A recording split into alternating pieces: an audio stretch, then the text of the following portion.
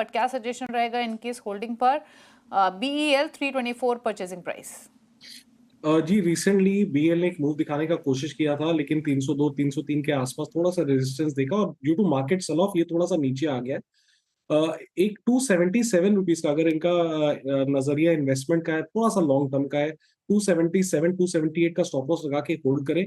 थोड़ा सा market stabilise करता है कहीं भी इंडेक्स हमारा, तो मुझे लगता है कि बीएल थोड़ा सा आउट परफॉर्म करेगा और रिबाउंड करेगा यहाँ से। ओके, बात करते हैं उत्कल की। इन्होंने सवाल भेजा है SMS के थ्रू जयपुर से। रिलायंस पावर पर इनका क्वेश्चन है। 500 स्टॉक्स 27.22 की बाइंग, क्वांटिटी कम है, तो ले लें ये मुनाफा, जो छोटा सा मुनाफा इनको हो रहा है फिलहाल 11 रुपए ऊपर है, 27 रुपए की बाइंग रिलायंस पावर में। जी स्टॉक में लिक्विडिटी काफी कम है, जिस हिसाब से सर्किट टू सर्किट लगता है ऊपर नीचे, तो अगर इनको मुनाफा हो रहा है तो ये बांध सकते हैं।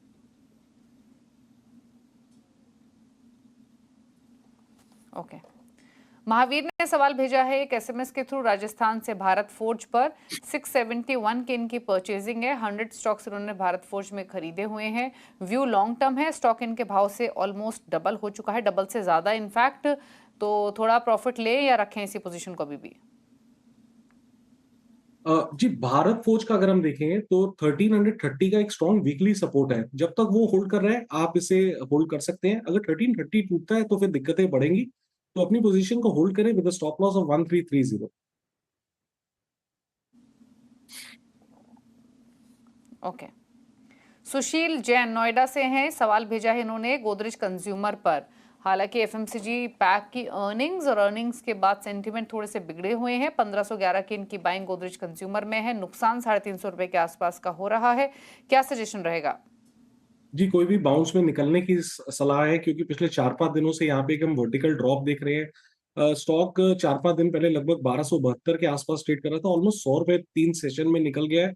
और आज के सत्र में जो हमने सेल ऑफ देखा उसमें वॉल्यूम्स भी थोड़े बढ़ रहे हैं। ये बात सही है कि थोड़ा सा एक सपोर्ट के आसपास आ रहा है, बट क्योंकि स्ट्रक्चर नेगेटिव है, ओवरसोल्ड स्ट्रक्चर है, कोई भी बाउंस मिले जहां इनका लॉस कम हो तो निकलने की कोशिश करें।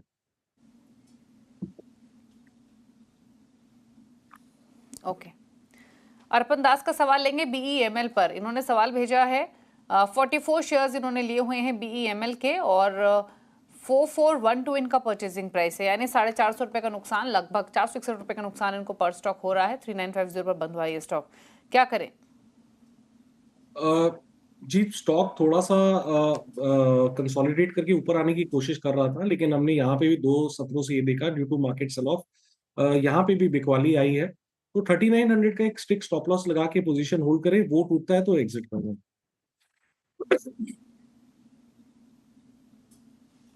ओके, बात करते हैं अब कुणाल से। इन्होंने भावनगर से सवाल भेजा है JSW इंफ्रा पर। 2500 शेयर्स 331 का इनका परचेजिंग प्राइस है।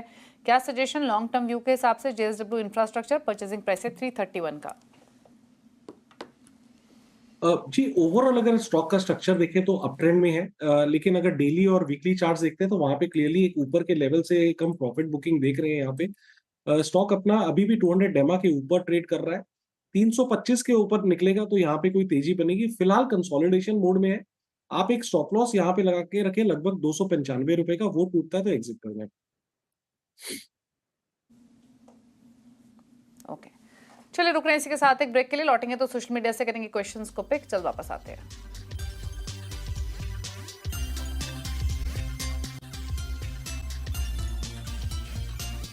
आप देख रहे हैं कल का बाजार। अमित सेठ हमारे साथ बने हुए हैं। फटाफट से सोशल मीडिया से क्वेश्चंस को करते हैं पिक। रुक कर लेते हैं पहले ट्विटर का, वहां पर हमें सवाल मिल रहे हैं। और पहला सवाल हमें भेजा है बिरेश्वर ने। BSE के 10 शेयर्स हैं, 2660 का प्राइस है।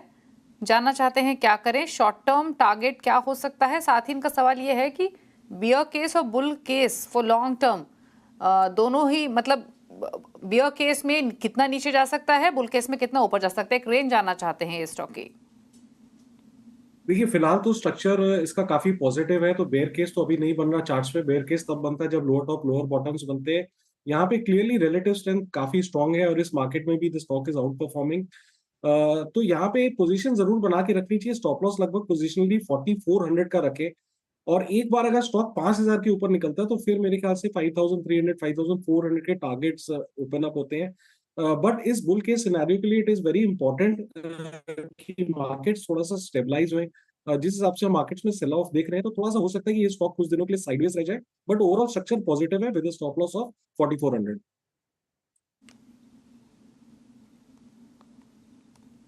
ओके, चलिए कुछ और क्वेश्चंस ले लेते हैं। नारायण शर्मा ने एक सवाल भेजा है, हिंदुस्तान एरोनॉटिक्स पर 18 स्टॉक्स 3600 की बाइंग है, रिलायंस 108 स्टॉक्स हैं 1236 की बाइंग है, 6 मंथ्स का टाइम होराइजन है।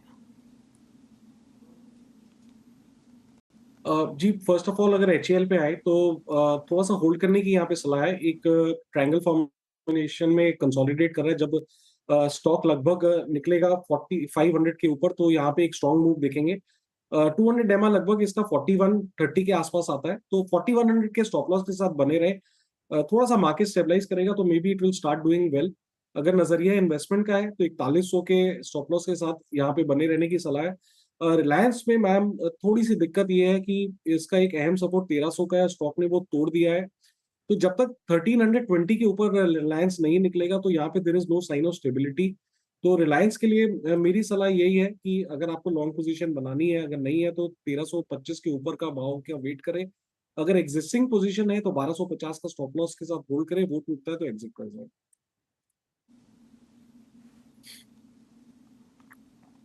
ठीक है, कुछ और क्वेश्चंस ले लेते हैं और कुछ और सवाल लेते हैं। एक सवाल हमें भेजा है संदीप जैन ने और इनका सवाल ग्रेविटा पर है। ग्रेविटा के स्टॉक इन्होंने लिए हुए हैं 2232 के प्राइस पर, medium to long term view है। माफ कीजिए, सरोज कुमार तिवारी का ये सवाल है। ग्रेविटा 30 स्टॉक्स 2232 की इनकी बाइंग है, व्यू है मीडियम टू लॉन्ग टर्म का। जी फॉर्चुनेटली इसका स्ट्रक्चर पॉजिटिव है ग्रेविटा का। तो इसे होल्ड करें बिकॉज यहाँ पे हायर टॉप्स हायर बॉटम्स बन रहे हैं। स्टॉक इस मार्केट में भी अपना 50 और 20 डेमा इजिली होल्ड कर रहा है। प्रीवियस स्विंग लो इसका लगभग 1975 के आसपास आता है, थोड़ा सा क्योंकि इनका नजरिया लॉन्ग टर्म का है। तो 1975 के स्टॉप लॉस के साथ ग्रेविटा में बने।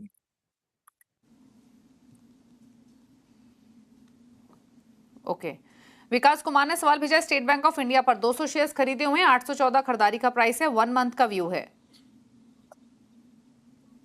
जी स्टेट बैंक ऑफ इंडिया थोड़े रिजल्ट्स के बाद थोड़ा सा यहाँ पे हम प्रॉफिट बुकिंग देख रहे हैं, मार्केट में भी बिकवाली है। तो होल्ड करें। अगर 810 का लेवल टूटता है तो एग्जिट कर जाए। अगर आपकी पोजीशन है तो एक 810 का स्टॉप लॉस के साथ पोजीशन में बने।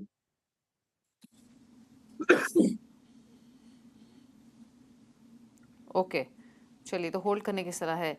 एक सवाल रमेश भेज रहे हैं, सवाल इनका सुमितोमो केमिकल पर है। इन्होंने खरीदारी की हुई है 280 के प्राइस पर, पिछले 3 साल से होल्ड कर रहे हैं लेकिन एक्सट्रीम लॉन्ग टर्म व्यू है, 10 साल की बात कर रहे हैं। टारगेट जानना चाहते हैं सुमितोमो केमिकल।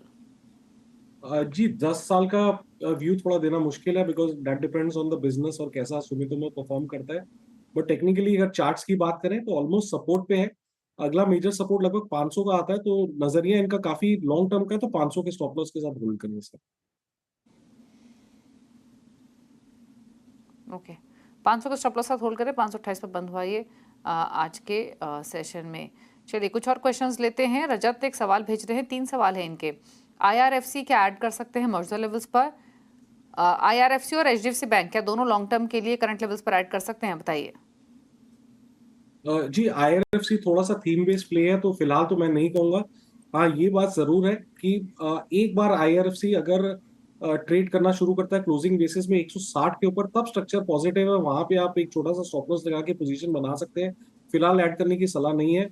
रही बात एचडीएफसी बैंक की, देखिए HDFC bank is a blue chip counter, फिलहाल ये कुछ नहीं कर रहा है। इसका रेजिस्टेंस लगभग 1800 के आसपास आता है, 1800 क्रॉस करेगा तो एक अच्छा मोमेंटम बनेगा। सपोर्ट इसका आता है लगभग जिस हिसाब से देख रहा हूँ मैं चार्ट्स पे अराउंड 1630 टू 1650। तो अगर कभी आपको स्टॉक उस लेवल पे मिले तो एसआईपी के हिसाब से आप इसमें थोड़ी सी इन्वेस्टमेंट कर सकते हैं around 1630 1650 levels, provided we get those levels.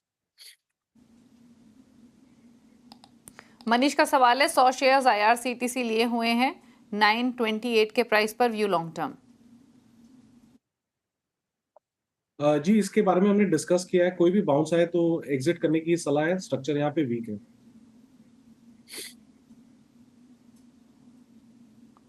Okay, चलिए कुछ और क्वेश्चंस ले लेते हैं और एक सवाल हमें भेजा है यूनाइटेड स्पिरिट्स पर। शीला ने ये सवाल भेजा है और यूनाइटेड स्पिरिट्स की 561 की बाइंग बता रही हैं पुरानी, मुनाफा लें या होल्ड रखें?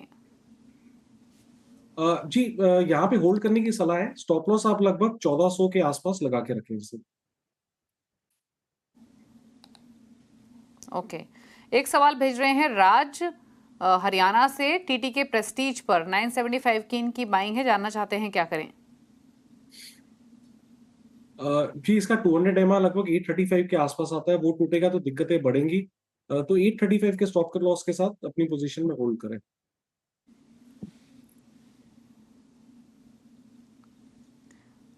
ओके, होल्ड करने की सलाह है टीटी के प्रेस्टीज। कुछ और सवाल लेते हैं।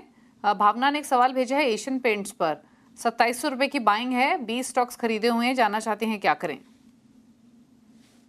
जी, काफी प्रेशर में है stock after the results. Almost एक बहुत बड़ा गैप क्रिएट कर दिया रिजल्ट के पास, 2600 से लेके 2780 का। तो नियर टर्म में मुझे लगता है ये लेवल्स क्रॉस करने मुश्किल है। कोई भी बाउंस आए तो निकलने की कोशिश करें यहाँ से।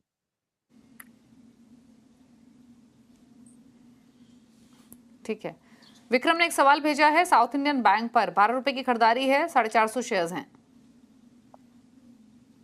जी, ये स्ट्रक्चर पॉजिटिव नहीं है। 12 रुपए की खरीदारी है, प्रॉफिट में ही है, तो मेरे हिसाब से मुनाफा यहाँ पे बांध लेना चाहिए।